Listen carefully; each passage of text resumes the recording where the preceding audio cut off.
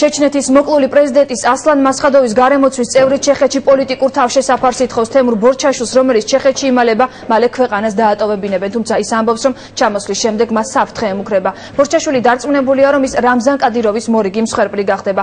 საქართველოს მოქალაქემ ქვეყანა 14 თებერვლამდე უნდა დაატოვოს, თუმცა ქართული მხარე აცხადებს, რომ დეპორტაციამდე სასამართლომ საბოლოო განაჩენი უნდა გამოიტანოს. ნახეთ თამთა სანიკიძის ექსკლუზიური რეპორტაჟი. Тимур Борчашвили имел по справным разhodнутием. 29 წლის თემურ ბორჩაშვილის ისტორია ჩეხური მედიის მთავარი თემაა. ჩეჩნეთის მოკლული პრეზიდენტის ასლან მასხადოვის გარემოცვის წევრი ჩეხეთის უმაღლესი პალატის სენატორის სახლში იმალება. ეროვნებით ჩეჩენი საქართველოს მოქალაქე საქართველოში დეპორტაციაზე უარს აცხადებს და ოფიციალურ პრაღას ლტოლვილის სტატუსს თხოვს. ამბობს, რომ დეპორტის შემთხვევაში იჩქერიის მოქმედი პრეზიდენტი რამზან კადიროვი ფიზიკურად გაუსწორდება. საქართველოში ჩემს სიცოცხლეს საფრთხე ემუქრება.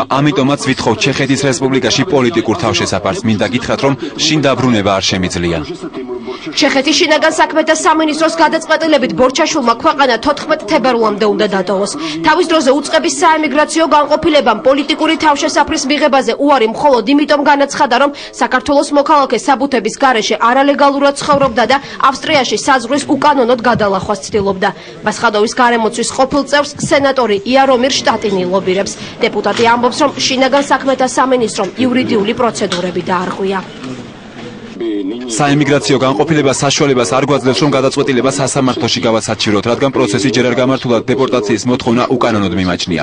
მე ბორჩაშვილის სიცოცხლეს ვიცავ, თემური ახლა დაცვის ქვეშ ყავს. თუ ის საქართველოში დაბრუნდება, მის სიცოცხლეს ჩეჩნეთის მოქმედი პრეზიდენტის რამზან კადიროვის შეიარაღებული ბოევიკების მხრიდან საფრთხე დაემუქრება. ბორჩაშვილის საქმეს უკვე იცნობს ჩეხეთში საქართველოს ელჩი. ნინო ნაკაშიძე ამბობს, რომ საქართველოს მოქალაქის დეპორტაცია სასამართლოს საბოლოო განაჩენამდე არ უნდა მოხდეს. ისინი აცხადებენ, ბორჩაშვილის სიცოცხლეს ემუქრება საფრთხე, რადგან საქართველოს დეპორტაციის დროს ის უფრო ადვილად ხელმისაწვდომი გახდება რუსეთის წარმომადგენელთა რუსეთის ჩეჩნეთის. ამიტომ ჩვენ ვეუბნებით სასამართლოს გადაწყვეტილებას.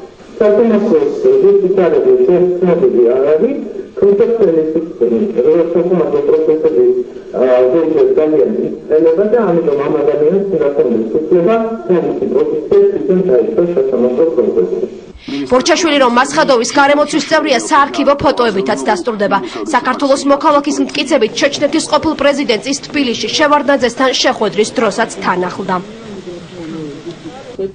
სასამართლოს გადაწყვეტილებას ჩეჩნური დიასპორის წევრებიც ელოდებიან. მეკა ხანგოშვილი ამბობს, რომ თემურ ბორჩაშვილს საფრთხე ჩეხეთში უფრო ემუქრება. ხანგოშვილი იხსენებს, თუ როგორ გაუსწორდა ჩეჩნეთის მოქმედი პრეზიდენტი ევროპაში გაქცეულ ემისრებს. ხუთახნის უკან ავსტრიაში მოკლეს ახალგაზრდა, რომელიც იყო ერთ-ერთი ასე ვთქვათ ცნობილი მებრძოლი, იყო ასლან მასხადოვის გარემოცვის წევრი და შემდგომ როდესაც უკვე საფრთხე დაემუქრა ჩეჩნეთში მის ასე ვთქვათ სიცოცხლეს, იგი გადავიდა ევროპაში და სამწუხაროდ კადიროვმა მას იქაც მიაგნო და ეს 25 წლის ბიჭი ავსტრიის რომელიღაც ქალაქში მოკლეს.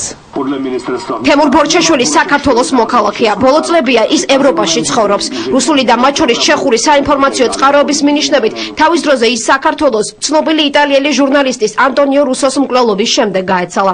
იგივე წყაროები ხაზს უსვამენ, რომ მასხადოვის გარემოცვის ყოფილ წევრს იტალიელ ჟურნალისტთან, რომელიც 2000 წელს თბილისიდან 80 კილომეტრში მოკლული იპოვეს, ახლო ურთიერთობა ჰქონდა. ქრონიკამ დღეს დაადგინა, რომ ბორჩაშვილის მიმართ საქართველოში სისხლის სამართლის საქმე აღძრული არ არის.